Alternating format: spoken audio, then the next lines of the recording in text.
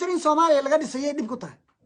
waxay ku leeyihiin madaxweynuhu waa qabyaaladiiste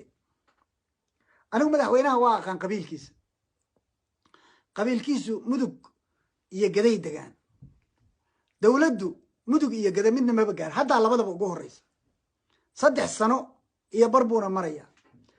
mudug iyo gado midna ma gaarin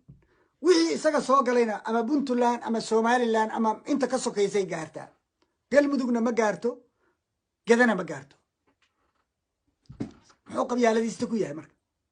wuxuu helana aduu ku siiya inta kalena meesha uu joogo iyo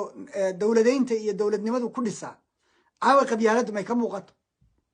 buu maalintii ugu horeysayba caabud waaqna xafiis ka samaysto garbaharayna xafiis ka samaysto dawladana yiraahdo xagga laga maamulaya ساعدين كتينو كله مو سمايو يعني وحيابان ليسو شيء كريم باكر اسكا خرافات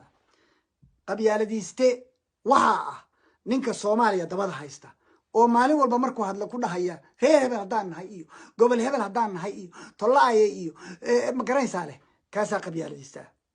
نينكا بدنا جيرادا قبا جيرادي سودادكا كو ايدا توقو waxaa la yiri intaadan tuug dhiin buu tuug ku dhahaa dawladda ha laga dago